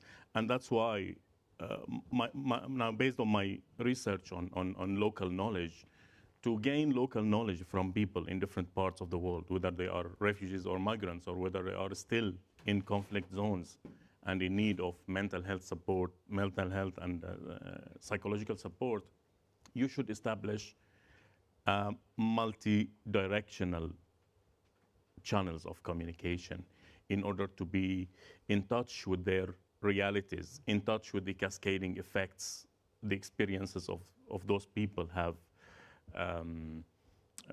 brought to them. So I wonder how many people, like I came from Syria, and I witnessed the different phases of the war there. So how many people know some facts about the Syrian conflict? Leave aside the Palestinian conflict, which is, horrible as well. So in Syria, our population used to be 22 million before 2011. Now it's only 12 million. And among those 10 million, we have 6 million people who are migrants and refugees across the globe. And these numbers are increasing because of the cascading effects of the Syrian crisis. So the crises in Syria and in Gaza are long-lasting. They will leave scars on different generations. And we need to keep this in mind and engage more with those people on the ground there. Great. I mean, our next question actually relates to questions of power, which you've already, each of you has touched on. And I think, Mustafa, just what you said there about multi-directional channels between researchers and the researched, et cetera, is part of the answer to this, probably. Yeah. So the specific question is about how, in your lived practice of research, do you address the power imbalances that you experience? But I think from what you're discussing, that could be not just between researchers and researched, but researchers and their universities, and researchers and their political context. So you might want to take the question in slightly different ways from it was originally written, I think. But over to each of you for this. Okay. Same order. Okay. I mean, if you need a break from going first. No, that's fine. I like to get the anxiety over with, and then I can actually listen to what you're saying, so it's fine. It's fine. So I suppose from my perspective, power is one of the most important things, particularly when it comes to participatory research. And from what I've seen, there's the kind of overt, sometimes intentional, deliberate power imbalances, and then there's the more insidious, covert, and often unintentional power imbalances as well that have really quite a destructive effect on research and on social impact and on the potential of what research could do to change things for people. So to give a few examples, as I was kind of thinking about this question, one of the big ones actually also comes from the consequence of the Syrian war in Lebanon and in Jordan, that with refugees that were coming into these countries, that there was what Arab sociologists called the Syrian refugee research industry, in which particularly Western but foreign researchers were coming into the countries and making careers out of research being done on refugees, often with very good intentions, but actually when it came down to what this research was doing in terms of impact, it was actually very, very limited. And I think I'm also kind of in that group as being kind of guilty of that too. And so this is where I'm talking about the kind of challenges that I've faced, that I want to have that impact, but also to be really mindful of those power imbalances. And so we see it also with research assistants, with community organizations, where the lion's share of work, the legwork, the real efforts are being made by the people who don't really get the credit or the promotions or the publications or the citations or whatever. So that's something that I've really seen as a very stark, overt power imbalance. But I've also seen some more kind of subtle ones, some particularly around participatory approaches, where we see that those community advisory boards or attempts to consult with communities happens after research agendas have been set. And I think that's often a kind of a consequence of funding and not having funding to maintain those relationships outside of projects. That's one big challenge. But also the mismatch between donors and research agendas that are set by one group of people for another. And there is often a mismatch. And I think we're starting to close that gap through these kind of participatory approaches and efforts. But it's still devastating to see that people's voices are not really being heard at a time at which the research agenda is being set. So I think it's less about being mindful of these power imbalances and more really about active efforts to really address them. Yeah, for me, power and privilege are very intertwined. I think I want to share more about my lived experience. I feel sometimes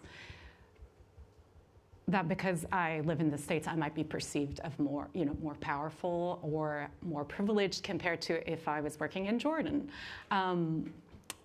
Being in the academia now, I feel like also more privileged and empowered. I'm part of an institution that is very not trusted by community members. And where do I sit with all of this is something I grapple with. And I think many of us do, honestly, on a daily basis as we move up the career ladder, as we change jobs, as we change geographic locations. These things continue changing, and thinking about how do we sit with those changes. And I think many of you could relate to that as well. And how do you build trust with communities and then leave? And talking about, building off of what Tanya was saying, also the financing of that. And how do you invest enough in building trust so that your engagement is meaningful, authentic, and successful is something also I grapple with. I don't have magical answers to that. I'm still learning as I go. I'm still trying to be in spaces and places and reflect on all of my power and privilege and what I can do with that. For now, what I know is that I am really committed to lifting as I climb and really shifting the narratives.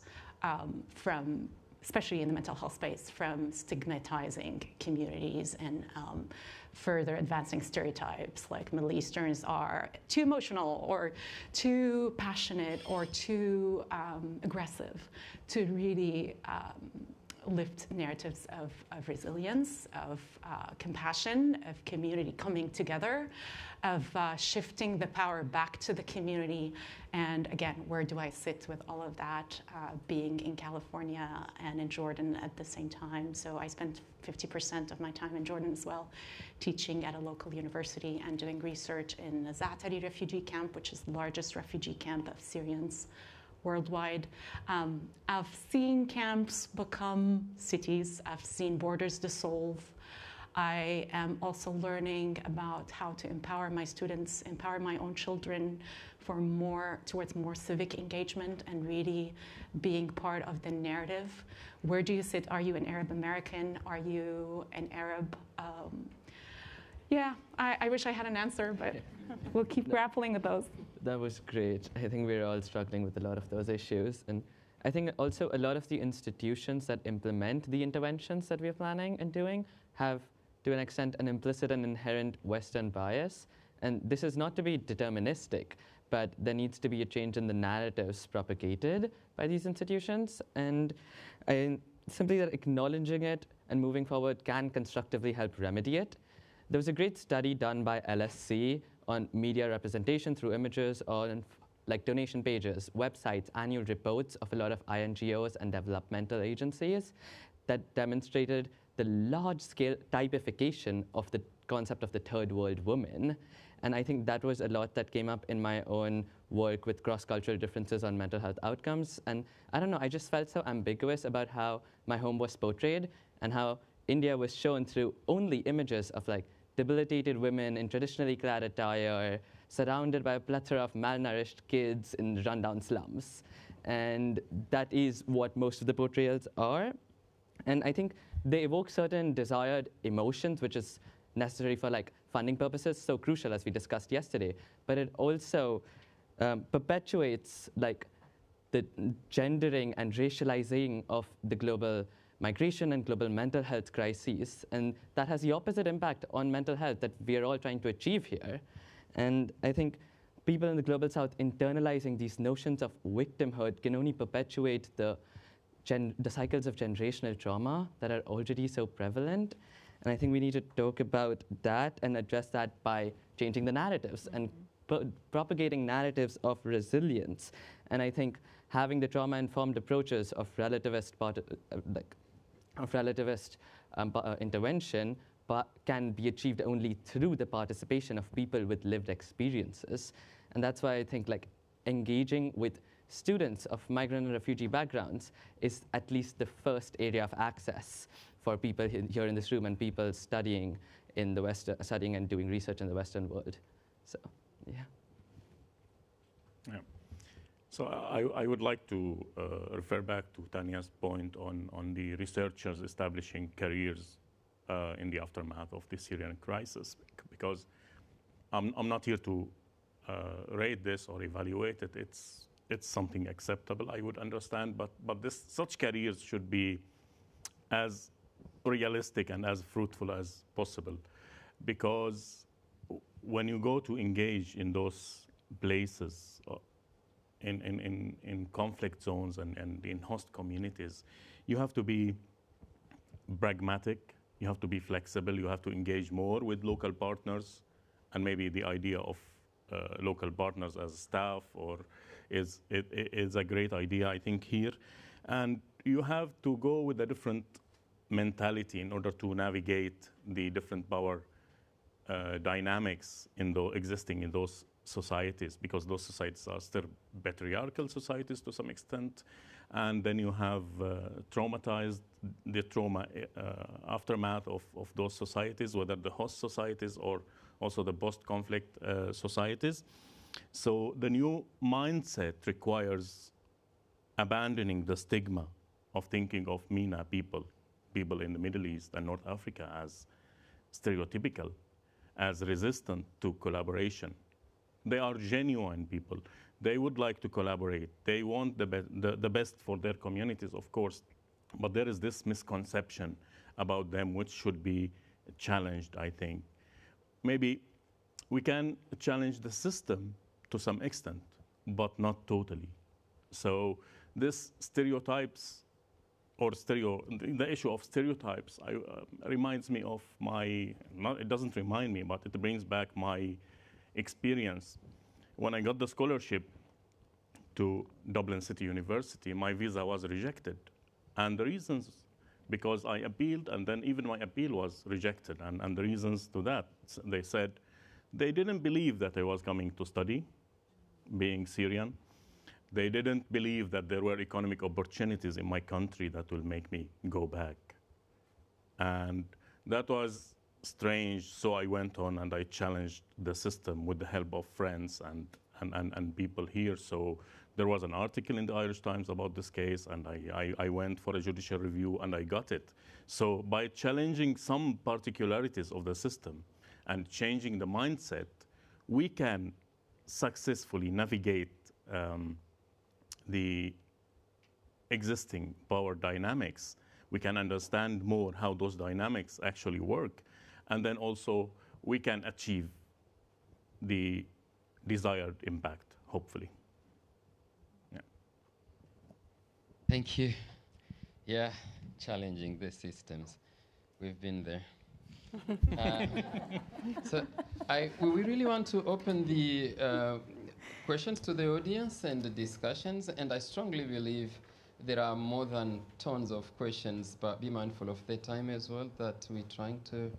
But I believe there is also an opportunity to even exchange outside, because yesterday we had good exchange during the lunch time. So the space is open for the audience to.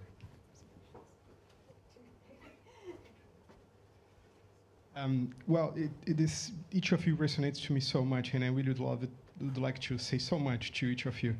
But one question to Tala is that it resonates when you say that you could not find in the clinic the answers and you had to go outside, and I hear a little bit of fatigue as a humanitarian worker to a humanitarian worker, not changing the reality of those people, and tons coming more and more every time, and we feel like we are going even back despite the help we give to an individual or a community.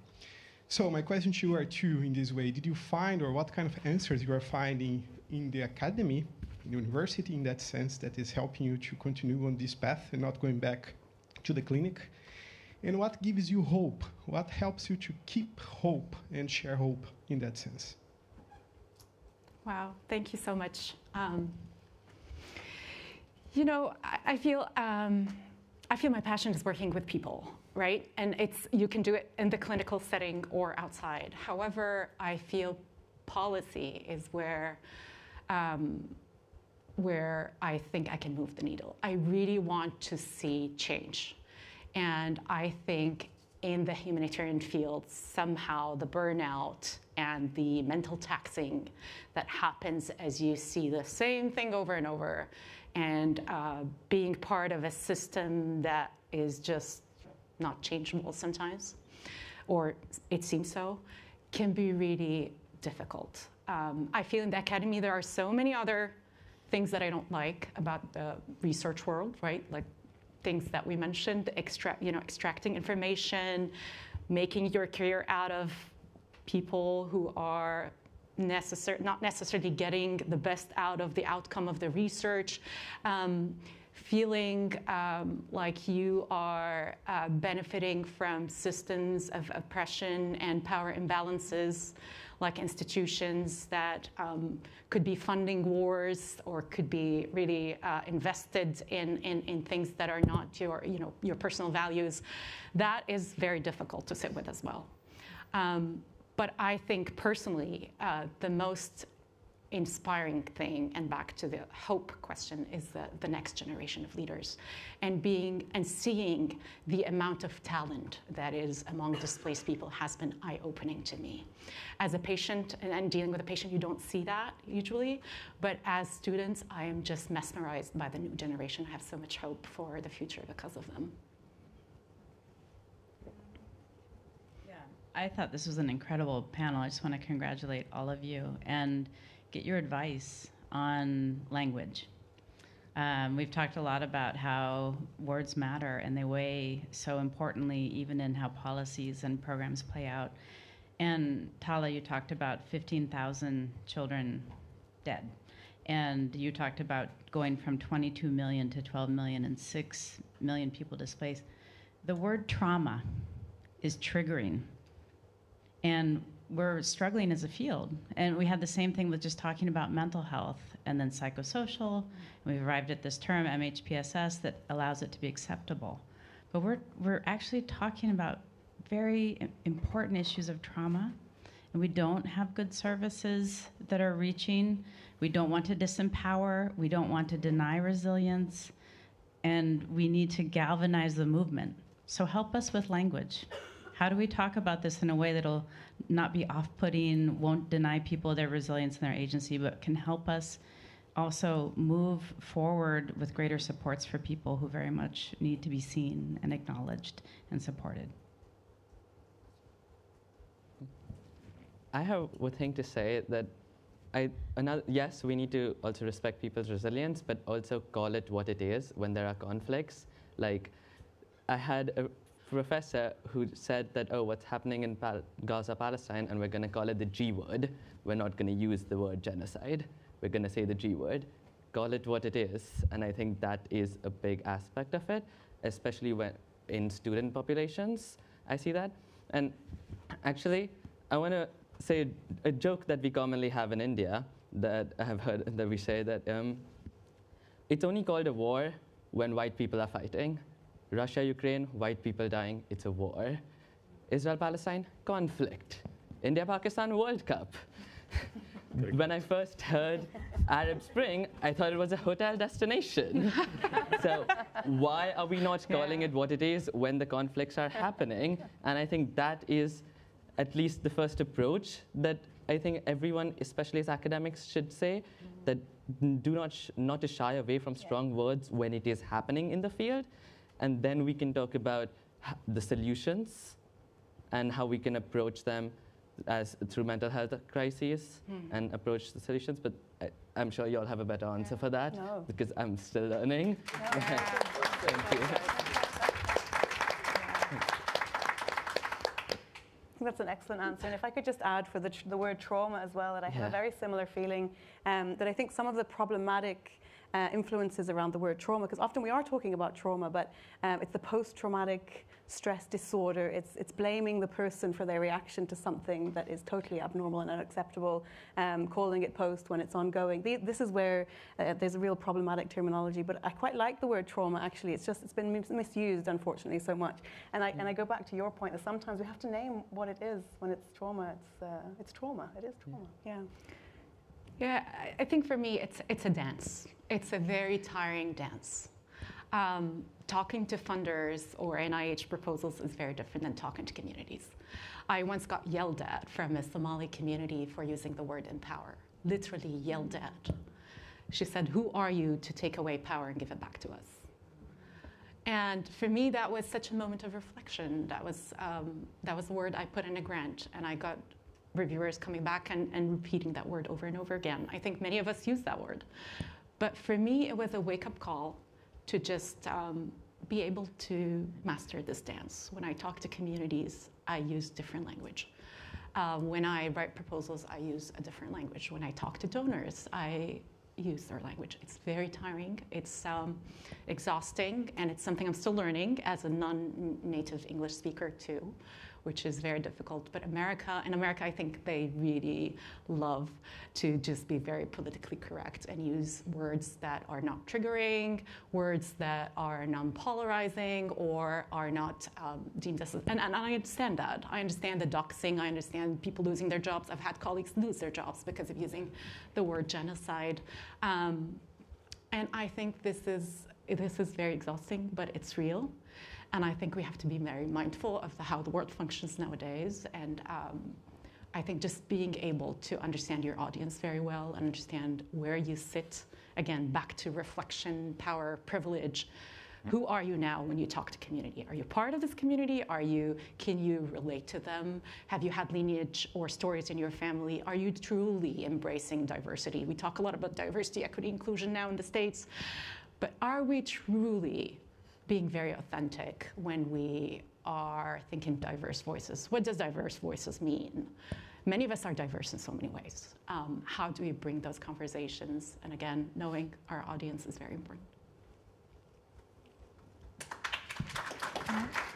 A question over there, I think. Hi, yeah, just to again thank and commend everyone on the panel. It has been incredible and very eye-opening. And I think the points on language, even the phrase lived experience, can be problematic. There was so much there. I actually have two short questions, which my phone has kind of died, and they're on it. So just, I think to take up the points that you were making, Mustafa, about the role of people's knowledge, you call it local knowledge, and how that is so I suppose denied really in a lot of these situations, particularly in the research world, and also in terms of kind of the labels that are put upon people, like saying refugees as a kind of a blanket term, and it's very much putting people in the role of victim, and zero understanding of the intricacies of the particular situations that they've come from. For example, the uniqueness of the war in Syria, the specificities of the war in Gaza, and various other situations of turmoil around the world, rather than this one-size-fits-all approach. You're this victim, so it doesn't actually matter what you came from, and not even doing the homework on the socio-political context that people have emerged from. Just to, I suppose, get to my questions, which very much relate, I suppose, to what we're doing in Trinity and in other universities in Ireland and elsewhere as regards what we now call universities of sanctuary. And, part of the ethos there is around creating spaces of learning for people who are coming from forced displacement backgrounds. That includes scholarships. That includes also looking at places for researchers and academics from forced displaced backgrounds, as well as kind of community engagement, like what we do in terms of opening our doors to people, say, to come in to learn English and mostly to socialise, actually. And that mutual learning that creates with our own students and staff in Trinity. As regards places for students and researchers, how would you, Samakish, am I right? You talked about this as well, creating spaces, and you both talked about the barriers to access visas. In Ireland, we have kind of rules around duration of residency before you can access state supports. So how to kind of open up these spaces for students and researchers within kind of global higher education, and how to recognise qualifications from other global institutions in the global north. So if you're looking at kind of qualifications from global south to global north. And so that's kind of what do we do around access. And I will have to shout, final quick question, Tala. Do you think that what we're seeing now in terms of the student protests in the States, in Ireland, and just to salute all the students in Trinity are taking huge and very brave action and achieving results, do you think that can lead to any sustainable change? You want to take it on? Yeah. So I'll start from the point you raised about the engagement of researchers and students under the Universities of Sanctuary initiative. I think it's a good initiative. It's quite productive. I've been personally engaged in some of the activities under the University of Sanctuary in DCU, but that's not enough, because if you think in terms of percentages, how many people go to university to avail the English language classes or other activities like the art projects or whatever? And then what about the rest of the population? And then there is another problem that is related to the society, I would say, with the rise of what I call pseudo-populism in Ireland. How to convince people not to think from a very discriminatory perspective about those people, because they are the asylum seekers or refugees. And again, we have different labels here, and they are here to share our resources, especially when there is an economic problem, the housing crisis in Ireland, the cost of living. Everybody starts to blame those people because they are coming in to share the resources, and then some people, some Irish people, some locals will be deprived from this. So we have also to pay attention more to the increasing right-wing discourse that is not very naive, but it's very simple, but it's made in a very shrewd way, I would say, because it addresses the vulnerabilities of the local people in terms, again, of the services they need, the future they're looking for. And so I think research and universities, especially universities of Sanctuary, should be involved more in raising the awareness about those people, because you don't judge them based on their appearances. Listen to their stories. They aren't here because they chose to be here. There were some certain circumstances that pushed them to make hard decisions and to move to a totally new society. So it's, again, to break these stereotypes, challenge them, and to listen more to people, share their stories, not only in universities, not only on campuses, but elsewhere. Yeah. Also, on the topic of getting students, international students to colleges and scholarships. I myself at Boston College only because I have a scholarship. But that also implies a higher standard for international students to get in.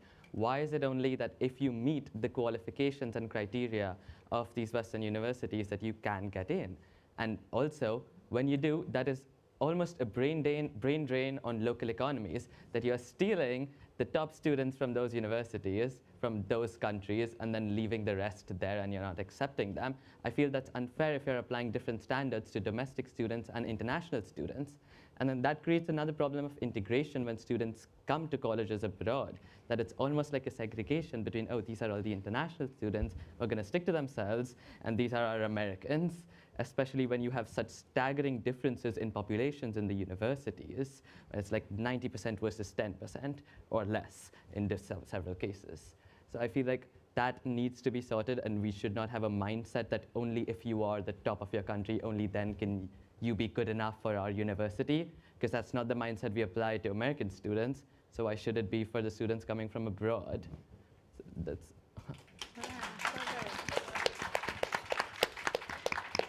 Yeah, I always want to hold on to hope. Being from the Middle East, I've witnessed so many wars, so many conflicts. My parents have survived, and my grandparents, so many conflicts. And I feel the change, the positive change that has happened in the past 100 years, the technological change, the social media, our ability to consume information from people, the hard evidence that is now being produced, and we're able to consume it. The movement of young people who are so talented and who have access to things that we didn't have access to at their age are making me feel very hopeful. And I truly believe this current conflict is just a glimpse of so many other conflicts that we will see in the future, given climate migration, climate change, and so many things that will happen. The amount of inequality now that we're seeing that we have never witnessed before. So many things to be depressed about and worried about. But I think this generation and what I'm seeing, teaching them and working with them on the ground is giving me so much hope. I feel like they know what they're doing. They're organizing, they're civically very engaged, and they're refusing to inherit the same things that we inherited. Can I just add? I just wanted to also just add that it's unfortunately very similar in Europe, in Ireland, not just in terms of picking out those kind of the top students and contributing to the brain drain, but also that the fees are different. You pay much higher fees, just because you come from a non-EU country, except the UK, I believe, in Ireland. So there's a real bias there that is, contributing to that. And just to relate back to what you're saying in terms of hope, that I mean, in terms of just our panel, like the students that are speaking out now and so competently, I would have been a puddle on the floor as a student at that age. So it's so impressive. I'm so impressed by our students also in AUB in Lebanon that are vocalizing, organizing, pushing, not giving up, determined. This is where we get, I think, our strength from. Yeah. Thanks so much. We have several more hands, but only time for one more question, and it goes to this gentleman. Thank you.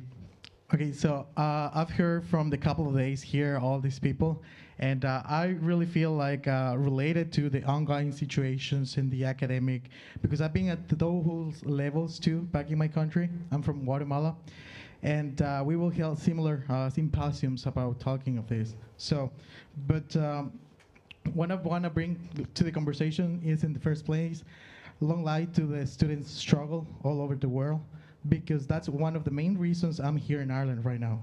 By doing exactly what the students are doing all globally, we were doing that in Guatemala last year for almost a year against the director of the university that was illegally elected. So we were the opposition. We made an occupation for 1 year there.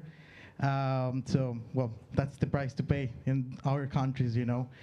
So the so-called academics in the West and the way they build their careers out of this context and ongoing situations in our countries just make me think about, in the first place, we know the roots, and it's that their own people, their own countries creating these situations, you know, to undermine our countries so they can take advantage of this, right? So at the same time, this is for us, at least, a new colonialism way to undermine our countries by taking the knowledge out of our countries and being subjects of studies or rats of their laboratories, you know, basically on this. So my question is related to why the academics in the West, instead of, because I've heard terms here and they say social impact, engage with local partners, or build bonds with communities. No, we have people that is academic in our countries too, but needs validation from the Western universities in order to validate what they're saying, you know, most of the times. So those systems were built there even before you started with the studies you're doing by our ancient civilizations also. So my question goes also to reflect about this narrative imposed about mental health, you know, in our countries, where it seems like then just the West is mentally healed suddenly, somehow, but the rest of us, we all have mental issues all over, you know. So, yeah, the question is then, do you see this reaching happening soon, anytime? Because I've heard different contexts and different tools that you might have to do so. But then if that exists already also, why it's not happening? And do you see it happening already? Because it seems like we need an urge for that to happen, you know? So that's my question. Thank you. Take a stab.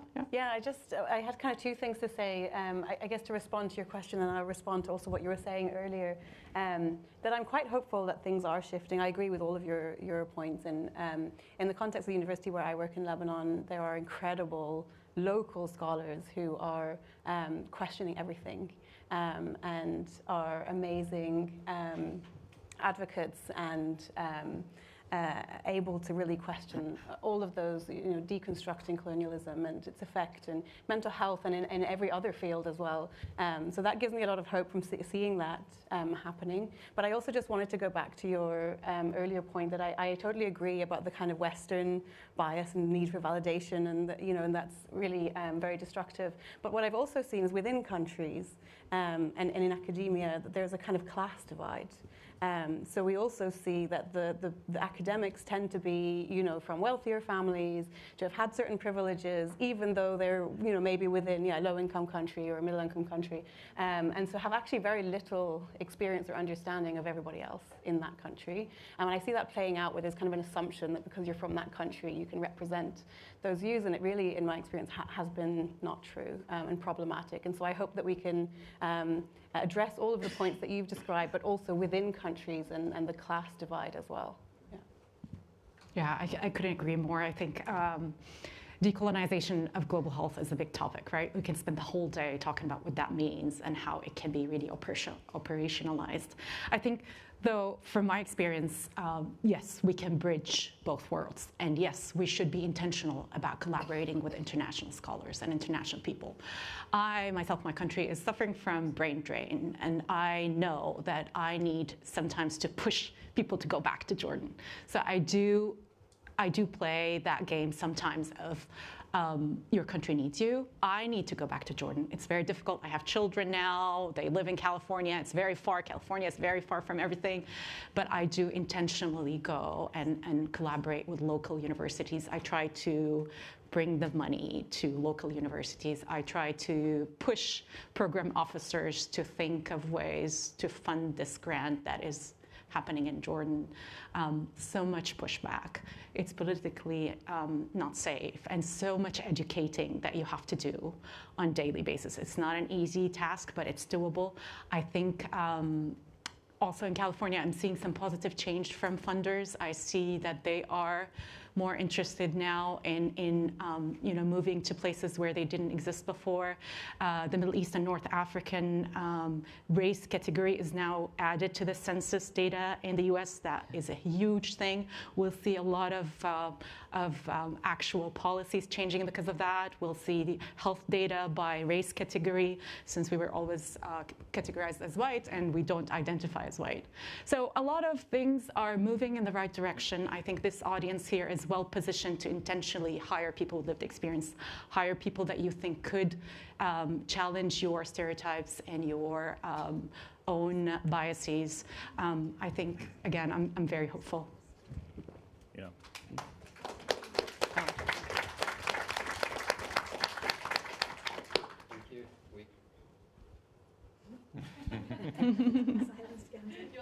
It's mentally ill, this mic. Joking. Thank you so much to our panelists, and we're handing back to the...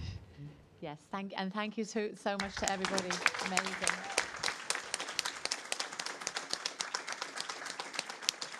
So much food for thought, and nobody else has had a standing ovation, so thank you. And thank you so much to our two moderators as well.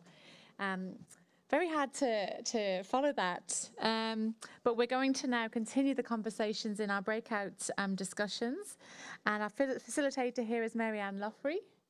So Marianne, would you like, are you just going to stand there? That sounds fair enough to me.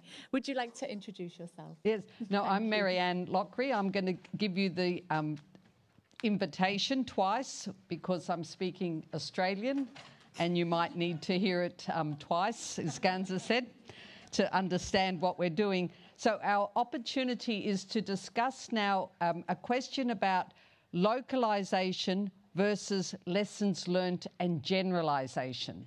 So what are the sort of tensions, or where do you sit in thinking, is it best to localise and look at the localised needs of populations versus bringing what we know that's worked in other settings and generalising it and working from the generalised perspective? But just to put it in plainer English, as a group, we're inviting you to map out the pros and cons of localization versus generalization and decide if any should be prioritized in our fields. Okay, so localization and generalization. I realize that the speakers might have taken us to another level of discussion, and so feel free to bring in additional work that the speakers have given us. We have 20 minutes for that in our staying here in the room in groups, and then we'll have 15 minutes for discussion. Are you with me? Thank you. The groups are just where you are now, Rachel. Yeah, if anybody wants a bit more peace and quiet, because it can get quite noisy in here, you can congregate out there, or we do have other rooms available if Sarah is here with her key. There she is, right in front of me. So if anybody, you know, I know it was quite noisy yesterday, if anybody wants to go into a different space and can get up quickly, then you're more than welcome to do that. Thank you. And if you are, then Sarah's here. Oh, no, that's fine.